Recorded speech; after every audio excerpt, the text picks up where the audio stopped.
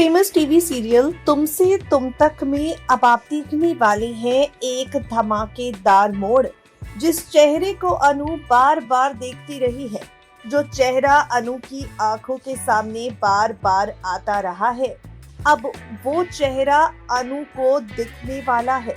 हम आपसे बात कर रहे हैं राजनंदिनी के बारे में। राजनंदिनी की ये आत्मा अनु की आंखों के सामने आने वाली है। शो के आगे आने वाले एपिसोड में आप यही ट्विस्ट देखने वाले हैं। आगे आने वाले एपिसोड में आप देखेंगे हाई वोल्टेज ड्रामे, जहां पर राजनंदिनी की ये आत्मा अनु की आंखों के सामने आकर खड़ी हो जाएगी और राजनंदिनी की आत्मा को अपनी आंखों के सामने देखकर अनु के पैरों तले जमीन खिसक जाएगी। अब आप सोच रहे होंगे राजनंदिनी की ये आत्मा आई क्यों है?